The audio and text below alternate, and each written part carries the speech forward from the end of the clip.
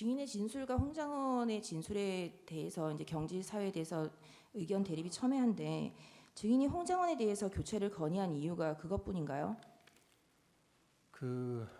이제 한 1년 정도 같이 일을 했기 때문에 이런저런 제가 보고를 받게 됩니다.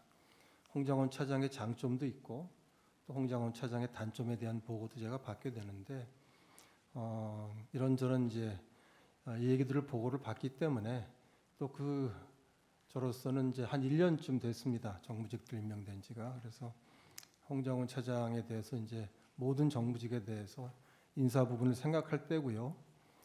그다음에 이제 여기서 뭐 자세한 말씀을 드리는 건 적절치 않다고 보지만 공식적인 기록에 남아 있는 거 한 가지는 말씀드릴 수 있을 것 같습니다. 여름쯤인데 정보위원회에서 지난 정부 국정원에 계셨던 어느 야당 의원께서 홍장원 차장을 지목하면서 그 차장이 내가 국정원에 있을 때 유력한 사람을 통해서 7차례 나한테 인사청탁을 하지 않았느냐라고 말을 했습니다. 그래서 그 얘기를 들으면서 아마 전 깜짝 놀랐고 거기 들었던 모든 사람들이 깜짝 놀랐을 텐데 그런 걸 보면서 홍장원 차장의 특히 이제 정치 중립과 관련해서 제가 어떻게 생각을 해야 될지 조금씩 머릿속에서 생각을 하게 됐다는 말씀드립니다. 그건 뭐 정보위원회에서 있었던 회의 중간에 있었던 얘기니까 아마 속기록도 남아 있을 것으로 생각합니다. 여름쯤이라고 하셨는데 몇 년도 여름을 말씀하시는 건가요? 작년 여름 한 8, 9월 달 정도 아닌가 싶습니다. 지난 정부 국정원과 관련해 있었던 야당 관련한 사람, 유력한 사람이라 누구를 말씀하시는 거죠? 그러니까 지난 정부 때 국정원에 재직한 바가 있는 야당 의원이신데 제가 이름까지 말씀드리는 게 맞는지 모르겠습니다. 박선원 아니면 박지원 이 정도가 제가 지금 생각할 수 있는 이름인데 맞나요?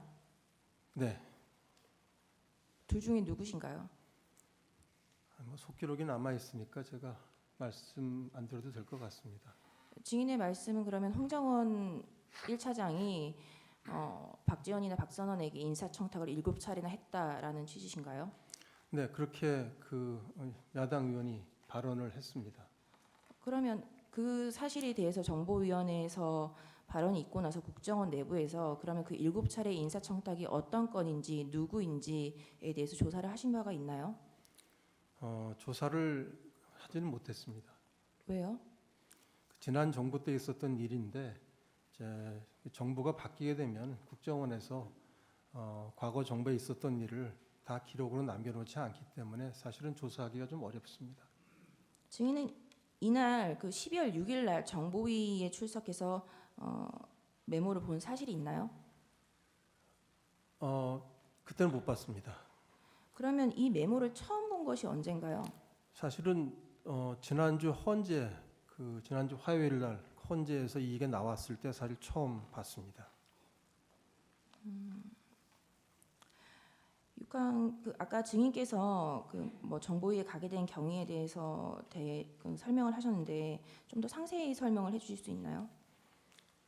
그래서 이제 1차장이 정보위로 가고 있다고 하는 언론 속보를 보고 1차장한테 전화를 했는데 받지 않았습니다. 그래서 조금 있다가 제가 신성범 정보위원장에게 전화를 해서 이런 보도가 냈는데 사실이냐고 물어봤더니 지금 1차장이 오고 있는 게 맞다고 저한테 얘기를 했습니다. 그래서 그렇다고 할 것 같으면은 저도 정보위에 가서 제 설명을 드렸으면 좋겠다고 했습니다. 그래서 신성범 위원장이 오라고 말씀을 해서 쫓아가게 됐고 제가 이제 도착을 해보니까 이미 홍 차장은 정보위원장 그리고 여당 간사, 야당의 김병기 의원 세 사람이 앉아 있는 자리에서 본인이 하는 얘기를 다 했습니다. 저는 그 얘기를 듣지 못했고 듣지 못한 상태에서 뒤늦게 들어가서 제 얘기만 했습니다. 하고 홍장원하고 이렇게 대화에 대해서 맞춰보거나 고성에 오가거나 서로 공방에 오가거나 그러진 않았나요? 맞춰보거나 고성이 오갈 거는 없고 제가 제가 제 입장에서 쭉 얘기를 하면서 예를 들면 오봅니다라고 얘기했죠. 제가 부인하는 논평을 냈습니다 했을 때 홍장원 차장이 맞습니다라고 얘기를 했습니다. 그런 식의 좀 확인은 한두 번 있었지만 고성이 오갈 일은 없었습니다.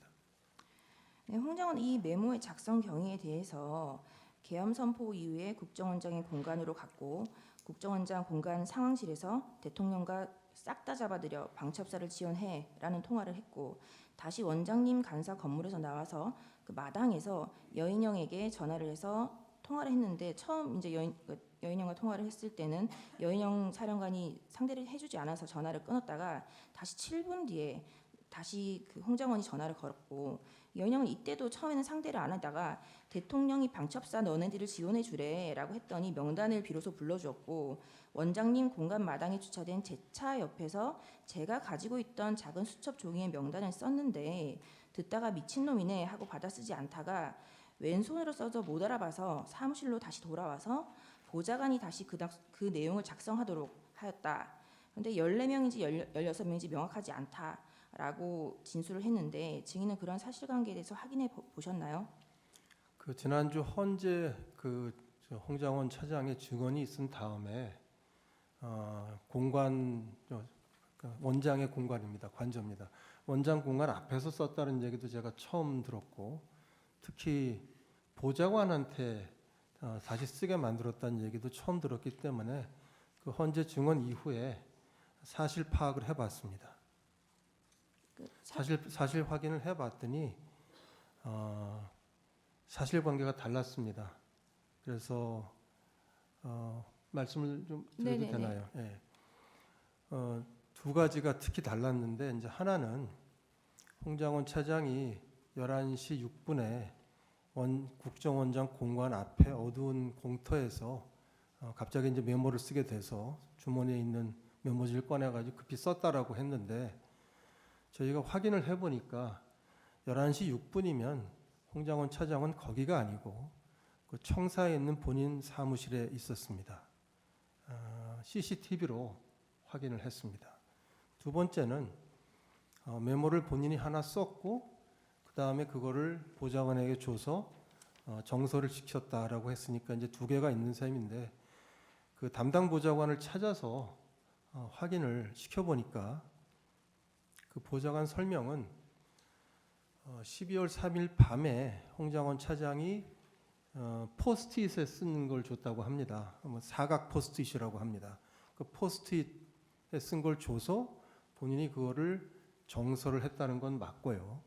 근데 다 도로 드렸는데 12월 4일 그 다음 날입니다. 12월 4일 오후에 다시 홍장원 차장이 그 보좌관에게 같은 보좌관에게 네가 좀 기억나는 대로 해가지고 다시 한번 써서 달라고 했다고 합니다. 그래서 보좌관은 사실은 가지고 있는 게 없고 하기 때문에 자기 기억을 더듬어서 그 메모를 하나 더 썼다고 합니다. 세 번째 메모가 있는 거고요. 그 다음에 이제 그 메모를 썼을 때 보좌관 설명은 자기가 파란 펜으로 그 사람 이름만 쭉 썼다는 겁니다.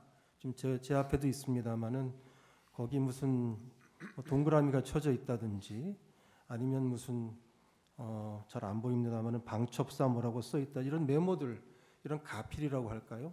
이 가필한 부분은 자기가 하지 않았다 하는 겁니다. 그래서 세 번째 메모 즉 12월 4일 오후에 늦은 오후에 보좌관이 기억을 더듬어 새로 써준 메모가 이 메모인데 거기에 누군가가 이제 가필을 해서 있는 것이 지금 제가 보고 있는 메모입니다. 결국 메모가 네 가지가 있는 셈입니다. 그래서 그렇게 되면은 홍장원 차장이 이게 좀 굉장히 중요한 일이라고 저도 헌재 기록을 보니까 지난 화요일에 아주 구체적으로 설명을 했는데 그 내용의 뼈대가 사실과 다른 겁니다. 증인과 홍장원 제1차장이 그 독대하면서 보고하고 보고받으신 내용에 관한 주요 내용 워딩은 일치하는 것으로 보입니다. 그 증인이 홍장원 제1차장으로부터 대통령이 홍장원 차장에게 직접 전화를 했고 방첩사를 도우라고 지시했다는 사실은 보고받았고 그 이후에 이재명 한동훈을 잡으러 다닐 것 같다라는 말을 들은 것은 사실이죠. 근데 그 워딩. 중요한 차이가 있습니다. 예, 그건 방첩사가 잡으러 갈 것 같다는 얘기를 하지는 않았습니다. 그러니까 그 워딩이 있었던 그리고 건 그 사이에 다른 말들이 있었습니다. 예, 알고 있습니다. 그 워딩이 있었던 것은 사실이죠. 예, 이재명 한동훈을 오늘 밤에 잡으러 다닐지 모르겠습니다라는 취지의 말이 있었습니다. 예. 그런데 이제 그 사이에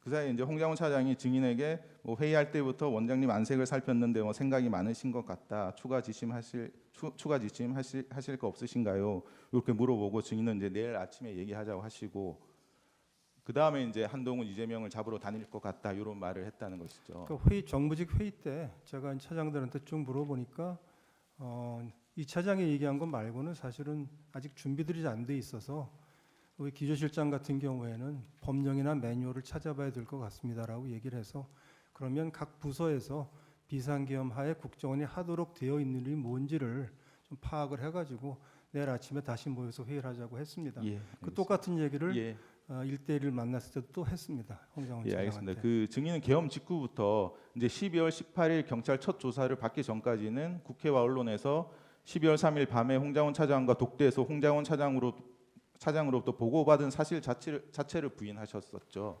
그렇지 않습니다. 제가 대통령의 체포 지시를 받았다든지 방첩사령관 전화해가지고 체포 명단을 받았다든지 이런 걸 보고받은 적이 없다고 제가 부인했습니다.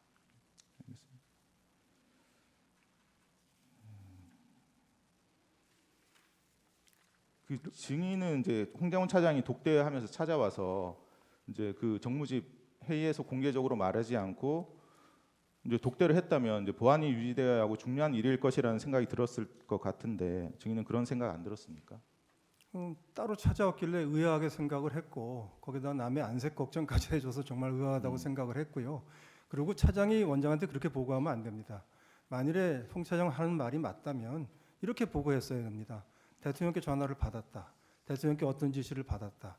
그래서 방첩사령관하고 전화를 해봤더니 이런 명단을 예. 불러주면서 위치 추적을 요청을 받았다. 원장님 이거 어떻게 했으면 좋겠습니까? 알겠습니다. 그렇게 얘기하지 않았습니다. 그 증인은 이제 대통령으로부터 계엄 관련 지시를 받지 않으셨다고 하셨지 않습니까? 네.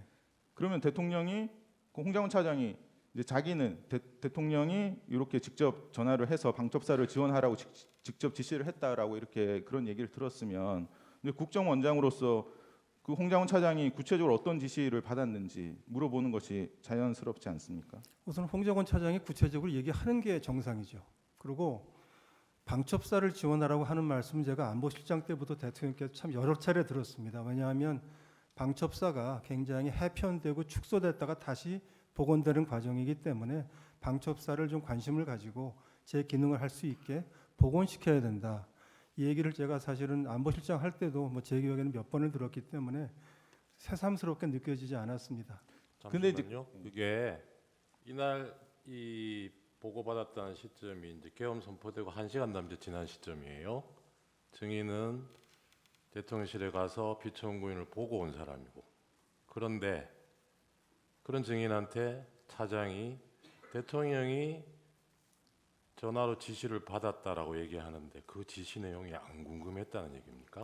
우선 첫째는 제가 보고 왔는데 차장한테 전화를 주셨다니까 제가 무슨 말씀을 하시려고 전화를 주셨나 궁금하게 그러니까요. 생각했습니다. 그게 당연하죠. 근데 방첩사를 지원하라고 했다고 하니까 제가 늘 듣던 얘기라 그런 말씀하시려고 전화를 하셨나라고 생각했습니다. 그러면 그 증인 말로는 그리고 그거하고- 사실 전화를 언제 했다는 얘기도 안 했습니다. 그러니까 저는 그 다른 앞에 방첩사 지원하라는 얘기하고 뒤에 이재명 한동훈 잡으러 다니겠다는 얘기하고 이 다른 맥락으로 이해를 하셨다는 건데 제 입장에서 들으면 그 두 개를 연결할 수가 없고 그런 일이 그러니까 생길 거라고 그 생각할 수가 없습니다. 시점에라도 이재명 한동훈 이름 나왔을 때도 이게 앞에 맥락이 같은 맥락인지 대통령 지시에 그게 포함되는 건지 그 당연히 확인하셨어야 될 것 같은데 그거 어떻게 제가 보기엔 넘어가죠? 당연히 보고를 했으면 알아들었을 텐데 이렇게 얘기했습니다. 앞에다가 대통령 전화를 받았다. 그래서 방첩사를 도와주라고 했다. 그다음에 조금 있다가 뜸을 들이고 근데 안색을 쭉 살폈는데 좀 뭔가 추가 지침을 좀 주셔야 될 게 있느냐 또 없다고 하고 우리 이미 얘기한 대로 내일 아침 다시 얘기하자고 하니까 또 한참 있다가 알겠습니다. 그런데 이재명 한동훈 잡으러 다닐지 모르겠습니다. 오늘 밤에 이렇게 얘기를 하니까 저는 어떻게 보면 밖에서 생각할 수 있는 좀 뜬구름 같은 얘기를 지금 한다고 느꼈습니다. 네, 알겠습니다. 제가 알아듣게 예. 보고를 해줬으면 참 좋았을 거라고 나머지 생각합니다. 생각하고 총장은 위와 같이 협의의 말을 만들어내어 대통령을 탄핵 소추에 이르도록 하였다 할 것인데 정의는 이에 대해서 동의를 합니까? 제가 모르는 팩트들이 많이 섞여 있어서 뭐 동의한다, 동의하지 않는다고 말씀드리는 건 맞지 않을 것 같습니다. 네, 재판장님 이 부분에 대해서는 피청구인 본인이 누구보다 잘 아는 부분이라 한두 가지만 직접 여쭙게 해주십시오. 적어 주십시오. 지금 시간이 가고 있습니다. 그 시간 드리겠습니다. 멈춰 주십시오. 시간 중단해 주십시오. 적어 가지고 대리인한테 주십시오. 적어서 할 문제가 아니라 제가 좀 본인이 직접 물을 수는 없게 돼 있습니까? 규정상? 그러려면 저희들 그럼 평의를 규정 다시 해야 근거가 됩니다. 규정의 근거가 뭔지 저희들 평의 결과가 그렇기 때문에 그걸 아니, 바꾸려면 법적 근거를 들어주십시오. 법적 근거는 소송 지휘권 행사입니다. 네, 알겠습니다. 법에 보면 피고인의 퇴정한 상태에서 정인신문할 수가 있고 청구인 측이 그걸 요청했습니다. 저희들이 평의를 종합해 본 결과 그거는 불공정한 재판이 될 우려가 있기 때문에 피고인은 제정하시되 다만 피청구인의 피고인이 아니고 피청구인입니다.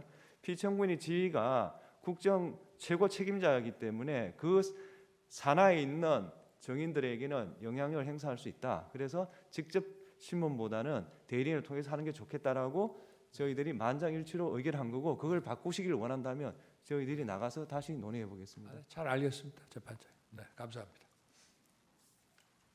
계엄 전날 국방위원장 성일종 의원하고 전화 통화하신 거는 내용이 뭐였습니까? 그럼 12월 2일인가요? 2일이죠. 2일 저녁에. 성일정 의원은 친분이 제가 있으니까 전화를 가끔은 합니다. 네. 글쎄요, 당장은 기억이 나지 않습니다. 그러니까요. 이게 국정원의 정무직 고위공무원이 국방위원회하고 정부위원회 위원장이나 간사위원들하고 통화하는 게 아주 이상한 일은 아닌 것 같은데. 아주 이상한 일은 아니지만 그때 누구 한 사람을 찍어서 네. 박선원 간사가 물어본다면 기조실장이 더 자연스럽습니다.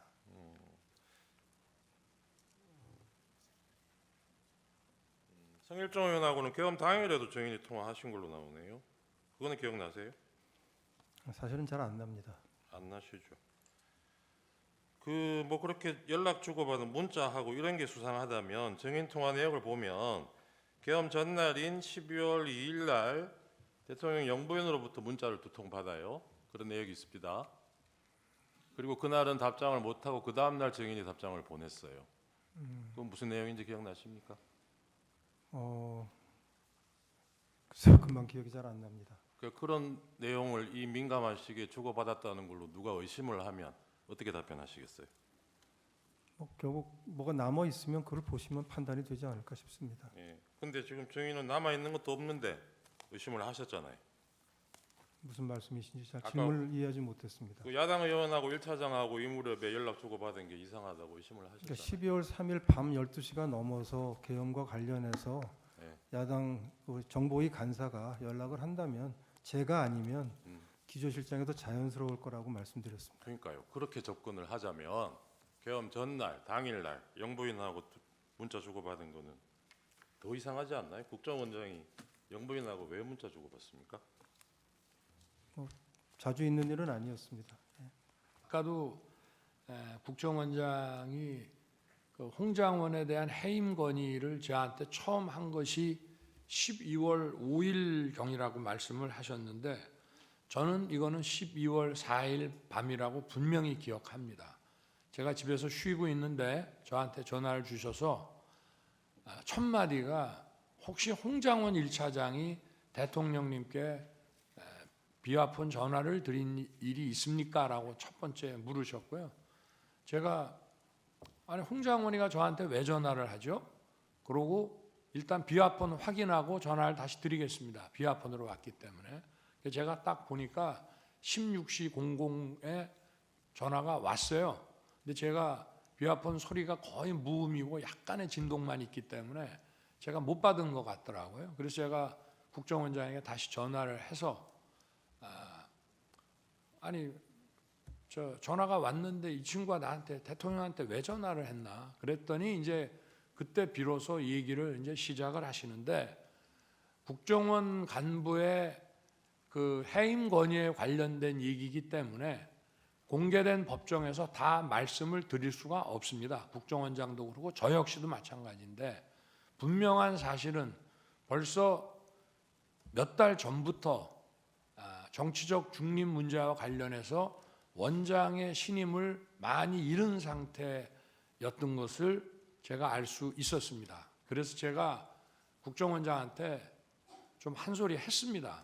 아니 주례 보고를 하는데 국정원 1차장이 이렇게 원장의 그 신뢰를 잃은 상황이면 이만큼 중요한 정보가 어디 있느냐?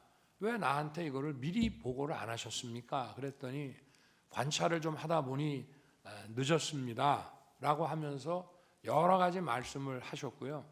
저는 즉시 원장님이 쓰는 사람인데 원장님이 그렇게 신뢰를 못하겠다 하면 인사조치 하십시오. 그리고 후임자는 누가 좋은지 생각해서 알려주십시오. 그래서 아마 후임자 얘기가 그 다음날 있었을 것을 원장님께서 아마 이 두 가지를 섞어서 좀 생각하시는 게 아닌가 싶고요. 저는 기억이 분명합니다. 그리고 제가 원장님으로부터 그 해임 사유를 들어보니 홍장원 1차장 본인도 자기가 이미 국정원장한테 많이 눈밖에 나가 있고 신뢰를 잃었구나 하는 사실을 본인이 알 수 있었을 상황입니다. 그리고 아까 국정원장도 자기가 홍장원에게 무슨 책 잡힐 일이 있었으면은 대통령에게 해임 건의를 못했을 거라고 한 것처럼 저 역시도 홍장원과 제가 부적절한 뭐가 있었다면 즉시 원장 판단에 따라서 조치하세요라고 제가 못했을 것이고요. 기간이 오래 걸린 게 아닙니다. 12월 6일 오전에 올라왔습니다. 그 해임 안건이 제가 건이 인사혁신처로부터 올라왔는데 그날 제가 우리 여당 의원들이 국회에서 의원총회를 하는데 대통령께서 오셔서 이 비상계엄의 과정, 그 경위와 과정에 대해서 좀 한 말씀 해주셨으면 좋겠다고 해서 제가 고민하다 가기로 했는데 한동훈 대표가 오실 필요 없고 자기가 오겠다고 관저로 오겠다고 했기 때문에 제가 한동훈 대표가 온다니까 한동훈 대표 보는 앞에서 홍장원에 대한 해임 재가를 결재하는 것을 보여주려고 제가 조금 기다렸습니다. 왜냐하면 마치 무슨 그 12월 6일 날 아침에 그런 기사가 났고 제가 홍장원에게 그런 지시를 했다고 막 기사가 나서 그런 오해가 생기니까 제가 한동훈 대표한테 이거 봐라. 내가 홍장원한테 이게 약점 잡힐 일이 있으면 이거 제가 하겠냐라고 하면서 들어와서 얘기 좀 나누다가 가기 전에 제가 하는 데 가서 한동훈 대표 가까이 봤는지는 모르겠습니다만 오라 그래서 제가 하는 것을 보여줬고요.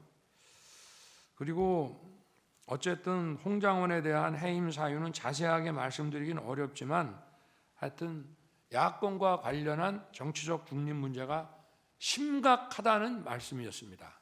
근데 아까 전화 한번 한 거 가지고 원장도 여당 의원하고 전화하는데 야당 의원하고 그런 정도 문제는 아니라는 점을 이 자리에서 자세하게 말씀은 드리기 어렵습니다만은 그렇게 이제 말씀을 드릴 수 있고요.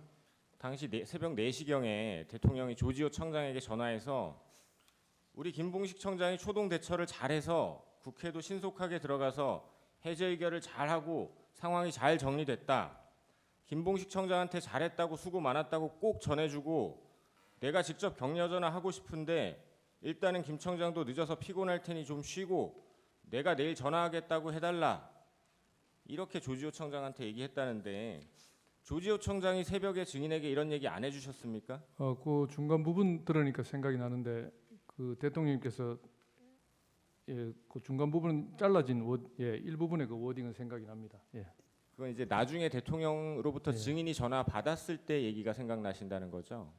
새벽에 조지호 청장이 이런 대통령의 격려 이야기를 전해주던가요?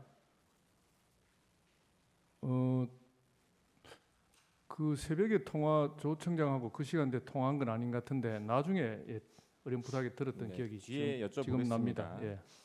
증인 실제로 12월 4일 이제 날이 밝고 나서 대통령으로부터 수고 많았다라는 격려 전화 받으셨죠. 예, 4일 오후에 받은 걸로 생각됩니다. 대통령이 증인에게 전화해서 똑같은 얘기를 또 합니다. 김 청장이 수사통이라 초동 대처를 아주 잘해줘서 의원들 국회에 잘 넣어줘서 상황이 빨리 잘 정리됐다, 수고했다라고 격려한 거 맞습니까? 예. 중간에 김 청장이 국회의원들을 좀 들여보내 출입을 시켜줘서 뭐 조기에 빨리 잘 끝난 것 같다는 그런 말씀을 하신 걸로 기억합니다. 그 통화에서 대통령이 뭐 목소리나 뉘앙스에서 증인을 뭐 나무라거나 탓하는 분위기 이런 건 아니었죠. 뭐 저는 액면 그대로 받아들였습니다. 12월 3일 19시경 삼청동 안가에서 대통령, 국방장관 19시 30분경 삼청동 안가에서 대통령, 국방장관, 조지호 경찰청장 그리고 서울청장인 증인 이렇게 만나셨죠. 예. 당시 대통령이 조지호 청장과 증인에게 이따가 국회에 무슨 상황이 있을 수 있는데 경찰이 질서 유지를 잘 해달라라고 하셨죠. 예. 삼청동 안가에서 대통령이 증인과 조지호 청장에게 경찰이 질서 유지 잘 해달라라는 말 외에 국회 출입을 전면 차단 내지 봉쇄하라, 국회의원의 출입을 막아라라고 지시한 적 없으시죠? 예. 대통령이 증인과 조지호 청장에게 국회의원 등 주요 인사를 체포하라라고 지시한 적 있습니까? 예, 그런 사실 없습니다. 그럼 대통령이 두 사람에게 방첩사를 지원하라라고 하거나 어떤 식으로든 방첩사를 언급한 사실이 있습니까? 전혀 들은 바가 없고 그 당시 굉장히 시간이 짧았습니다. 뭐 10분 채 되지 않는 시간이었기 때문에 그렇게 많은 말씀을 듣지는 못했습니다. 그럼 안가에서 대통령 말고 김용현 장관은 증인이나 조지호 청장에게 국회 봉쇄, 국회의원 등 체포, 방첩 지원 이런 거에 대해서 요청한 사실이 있습니까? 예, 들은 사실 없습니다. 그러면 대통령이나 김용현 장관이 두 분께 경찰 몇 명을 몇 시에 구체적으로 어디에 배치해 달라라고 말한 적 있습니까? 없습니다. 증인 이 사건 계엄과 관련해서 12월 3일 저녁 삼청동 안가에서 대통령 만나서 경찰이 질서 유지를 잘 해달라라는 이야기를 들은 것 한 번, 그리고 12월 4일 오후 증인 오전으로 기억하시는데 대통령이 증인이 국회의원들 선별적으로 잘 출입시켜줘서 빨리 잘 마무리됐다 이런 격려 전화 받은 거 한 번, 이렇게 딱 두 번 외에 대통령으로부터 직접 또는 전화로 또는 다른 누군가를 통해서든 어떤 방식으로라도 계엄과 관련된 지시받은 거 있습니까? 없습니다. 대통령으로부터 국회를 전면 봉쇄하라, 국회의원들이 국회에 못 들어가게 막아라, 계엄 해제 의결을 못하게 막아라, 체포해라, 끌어내라 이런 지시 받은 적 없으시죠? 예, 없습니다. 그럼 대통령의 지시와 무관하게 증인이 계엄 당시에 경찰에 국회의원 못 들어가게 막아라, 계엄 해제 의결 못하게 막아라, 체포해라, 끌어내라 이런 지시 내린 적 있습니까? 차단 지시를 내렸지 그런 뭐 구체적인 지시를 내린 적은 없습니다. 그로부터 이틀 전인 12월 1일 저녁에 저녁 9시경에 김영현 장관의 전화를 받은 사실이 있다고 했죠. 예, 비아폰으로 전화가 왔고요. 그때가 처음 통화라고 예, 했습니까? 처음 통화했습니다. 예. 김영현 장관은 나중에 이제 확인된 사실이긴 합니다만 그 전부터 또는 그 무렵부터는 적어도 피청구인이 계엄 선포를 결심한 것을 알고 계엄 선포문과 포고령을 준비하고 특전사, 수방사, 방첩사 사령관들에게 비상계엄 시 출동할 병력을 준비하라는 지시를 해둔 상태였던 것으로 보여져요. 그러면 증인에게도 그때 전화한 것을 보면 어떤 대비나 이런 것에 대해서 말했음직해서 제가 여쭤봅니다. 비상계엄에 대해서 말하지 않았습니까? 전혀 없었습니다. 전혀 그런 말은 예. 없었습니까? 예. 김영현 장관이 처음으로 전화한 것인데 피청구인의 지시로 전화한 것이라는 말은 하던가요? 아닙니다. 어떤 말을 하던가요? 전화로? 서울청장으로 부임해서 열심히 잘 하고 있다고 대통령께서 칭찬이 있으셨다. 이렇게 그 정도. 그러니까요. 피청구인이 증인에 대해서 치하하는 말씀을 하셨다고 말을 했잖아요.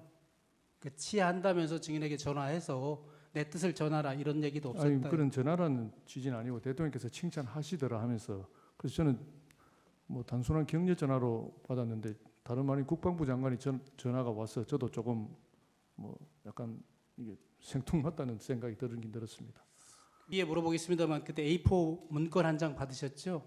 예, 거기에도 첫 줄에 2200 국회, 그러니까 22시 국회라는 문건도 기억은 나시죠? 전체적으로 기억이 나지 않고 제가 좀 정확하게 기억이 나는 것은 2200 국회 아마 그 네, 부분이 제일 앞에 있었기 때문에 기억이 납니다. 22시 국회 말고 다른 장소들에도 시간이 적혀 있었던 것은 맞습니까? 뭐 시간과 장소가 몇 군데 적혀 있었던 걸로 기억하고 있습니다. 거기 뭐 민주당사, 여론조사 꽃 이런 것도 기억나시죠?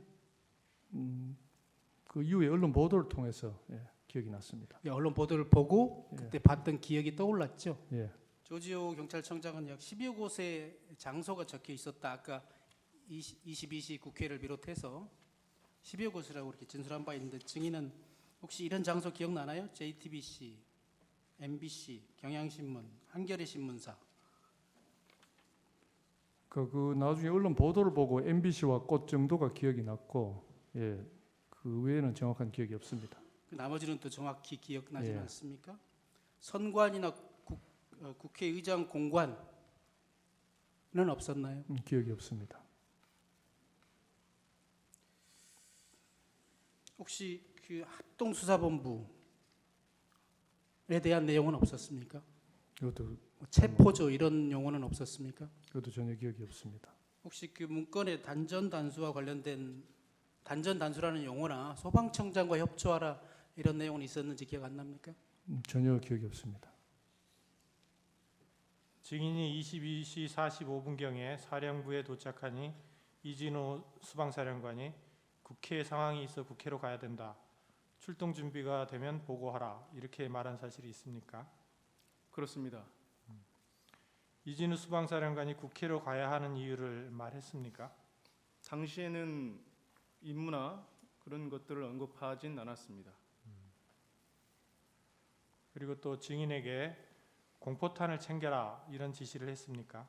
예, 출동 시에 원래 공포탄을 지참하고 갑니까?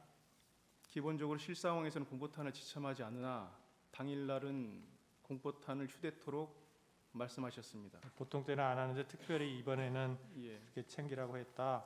그러면 그렇게 공포탄을 챙기라고 한 특별한 이유가 있었습니까? 과정을 조금 더 설명드려도 되겠습니까? 네네.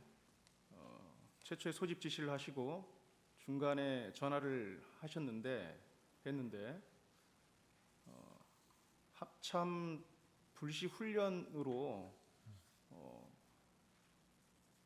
간부들에게 알려야 될 것 같다. 이유는 뭐 당황스러워할 수 있으니까 소집 시에 그렇기 때문에 저는 중간에 전화 받았을 때는 불시 소집 훈련으로 인식을 했고 공포탄을 휴대하는 것이 훈련 목적상 휴대라고 처음에는 이해했습니다. 근데 그 이후에 상황이 전개되면서는 공포탄 휴대에 대해서 어떠한 의미인가를 좀 평가할 만한 여유가 없었습니다. 이상입니다. 당시에는 그냥 불시 훈련인데 공포탄을 그냥 특별히 챙기라고 한 정도로 생각을 했다. 그렇습니다. 그러면 나중에 생각해 보면은 그게 국회로 가는 거라서 조금 달라서 챙겨라 특별한 상황이라고 생각을 했습니까? 사실 굉장히 여유 없이 빠르게 상황이 전개돼서 그 공포탄의 의미를 깊이 생각하고 들여다볼 만한 여유 없이 국회로 가게 됐습니다. 이제 11시경에 초동 조치부대의 출동 준비가 완료될 무렵에 네, 이진우 수방사령관이 증인에게 내가 먼저 국회로 출발해서 어떤 상황인지 보겠다. 부대가 현장에 도착하면 팀장으로 하여금 나에게 전화하라고 해라. 그러면 거기서 구체적인 임무와 역할을 알려주겠다라고 말하고 국회로 출발한 사실을 알고 있습니까? 예, 그렇게 했습니다. 평소 훈련 시에도 이와 같은 정도의 지시만을 받고 출동하는 상황도 예정이 있나요? 사실 훈련이나 실제 상황 시에는 어떤 임무를 분명히 사전에 고지하고 상황을 충분히 평가해서 어떠한 상황인지 알려준 이후에 거기에 대해서 계략적인 가용시간을 활용해서 계획한 이후에 출동하게 되는데, 이번과 같이 임무가 정확하게 부여되지 않은 상태에서 갑자기 이동하는 것은 상당히 이례적인 상황입니다. 그러면 왜 그런다고 생각을 했어요? 그때 이미 그 시간은 대통령님께서 비상계엄을 선포를 했고 저희에게 출동을 준비토록 사령관이 지시했기 때문에, 그리고 또 사령관께서 직접 본인이 어떠한 임무인지를 확인하고 임무를 준다고 했기 때문에 다른 생각을 깊이 해볼 수는 없었습니다. 증인은 00시 31분경부터 01시 사이에 수방사령관으로부터 국회 본청 내부로 진입해서 국회의원들을 외부로 끌어내라는 지시를 받은 사실이 있습니까? 00시 한 45분 어간인데 그렇게 임무를 부여받았고, 여러 가지 과정을 통해서 그 임무는 변경되었습니다. 시간을 주시면 좀 더 자세히 설명드리겠습니다. 그러니까 정확하게 워딩이 본청 안으로 들어가라, 국회의원을 끌어내라 이렇게 했단 말입니까? 그렇습니다. 내부로 들어가서 의원들을 끌어내라. 그거는 증인의 해석이 들어가 있는 게 아니고 하여튼 수방사령관의 지시사항인 거죠? 예, 그렇습니다. 이것도 이제 아까 말씀하신 것처럼 뭐 그 윗선 대통령 또는 국방부 장관의 지시에 따른 것이다 이런 말을 한 적은 없습니까? 없습니다. 그러면 4명이 들어가서 1명씩 드러내라 하거나 문을 부수고 들어가서 끄집어내라, 체포하라, 뭐 총 뭐 이런 얘기들은 단어는 기억이 나나요? 제 기억상으로는 그런 단어를 들은 기억은 없습니다. 네 명- 사후에 여러 가지 언론이나 통해서 들었기 때문에 당시에는 당시에는 없는 것으로 저는 기억하고 있습니다. 당시에는 그런 기억이 없다. 예, 그렇습니다. 그 이진우 수방사령관이 이렇게 이제 의원들을 외부로 끌어내라 이렇게 지시를 한 이유는 뭐라고 생각을 합니까?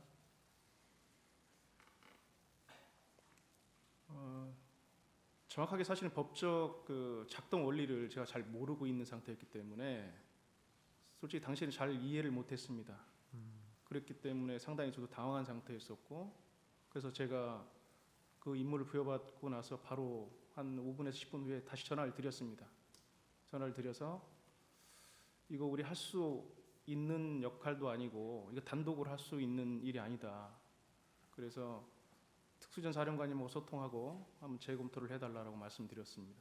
증인은 이제 12월 4일 날 00시 43분경에 도착한 후속 부대가 국회 울타리를 넘어서 들어갔는데 예. 그때 민간인들이 별로 없는 지역에 가서 집결해 있으라 이렇게 지시를 했었습니까? 내부 투입한 인원들은 그렇게 지시를 했습니다. 그러면 이제 요때 당시에 아까 뭐 15명이 안으로 들어가 있었는데 그 예. 이후에 후속 부대가 더 와가지고 얼마나 또 들어갔었습니까? 추가로 23명이 더 들어가서 최종 저희는 38명이 위치해 있었고, 네. 저희는 대치되어 있는 곳을 회피해서 사람이 없는 곳에 저는 집결해 있으라고 집결해 있었다. 지시했습니다. 그리고 00시 48분경에 국회를 향해 출발한 후속 부대에 대해서는 서강대교를 넘지 말고 기다려라 이렇게 지시를 했었습니까? 예, 넘지 말라고 했습니다. 그렇게 지시한 이유는 뭔가요? 상황이 이례적이었고 그 임무가 목적이 불분명하다고 저는 생각했습니다. 그 어떤 작전을 하게 되면 작전 목적이 분명하게 무엇을 위해서라는 목적이 분명해야 되는데 단편적 과업만을 주셨는데 그것이 평상시에 우리가 고민하거나 생각지 못한 그런 임무를 준 겁니다. 국회를 통제하는 문제도 그렇고 또 의원을 끌어내라는 문제를 과업도 그렇고, 그것을 들었던 군인 누구도 그를 정상적이라고 생각하지는 않았을 것으로 저는 생각합니다. 그렇기 때문에 저 또한 일단은 후속 부대에 대해서는 오지 않는 게 좋겠다라고 판단하고 그리고 좀 더 저에게는 고민이 필요했던 시간입니다. 증인은 사령관으로부터 받은 지시가 불법이라 이행하지 않은 것처럼 의인처럼 지금 행동을 하고 있습니다. 그렇지만 그 밑에 부하 군인들의 얘기와 전혀 다르고 이미 지시가 내려간 것으로 얘기를 하고 있습니다. 우선 통제하라는 지시를 받았다는 것 관련해서 수방사의 임무 매뉴얼과 전혀 다릅니다.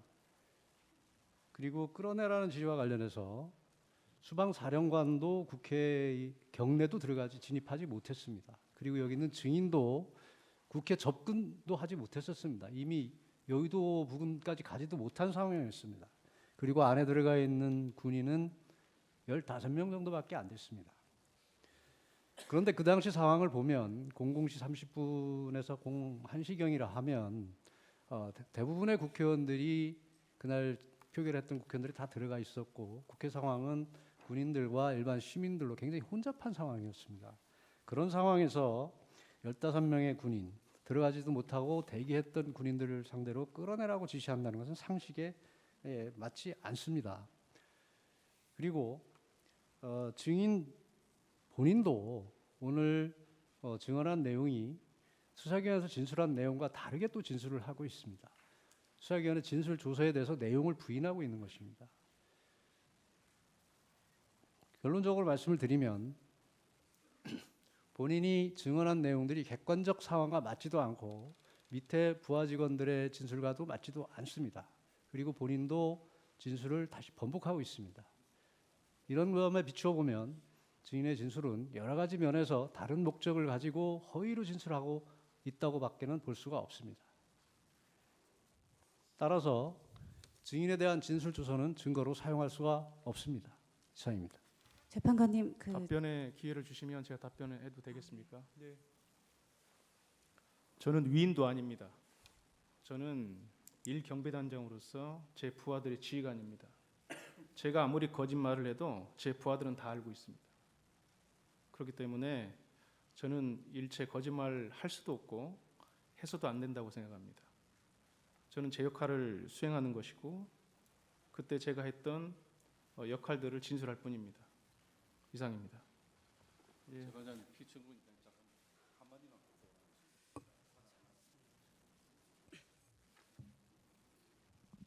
지금 이게 문제되는 것이 국회 본청에 수방사하고 특전자 같이 갔습니다. 그런데 임무를 따지면 들어가는 것은 특전사고 수방사는 들어갈 수가 없습니다. 이건 객관적인 상황이기 때문에 다 인정이 되는 상황입니다. 그런데 지금 여기 있는 정인 이야기는 이 객관적 임무와 전혀 다른 이야기입니다. 그래서 그러면 이 정인의 진술이 객관적인 상황에 반하는데 그것을 입증한 자료가 있느냐? 객관적 입증한 자료는 없는 걸로 생각됩니다. 오직 정인의 말밖에 없습니다. 그렇기 때문에 지금 여러 가지 상황이 이 정인의 진술과 맞지 않은데 일단 객관적인 상황하고 안 맞다. 그리고 정인의 진술을 뒷받침할 객관적인 자료는 없다. 그렇기 때문에 정인의 진술을 믿을 수 없다. 그렇게 판단해 주시기 바라겠습니다. 예. 갑제 50호증 1 진술 조서 증거로 채택합니다. 갑제 50호증 2 녹취록 중 정인의 진술 부분에 한하여 증거로 채택합니다. 정인 수고하셨습니다. 오늘 변론을 마치고요. 다음 8차 기일은 2월 18일 8차 기일을 마치고 9차 기일은 2월 18일 오후 2시입니다. 오후 2시에는 지금까지 채택되었지만 증거 조사를 하지 않은 증거에 대해서 조사를 하겠습니다.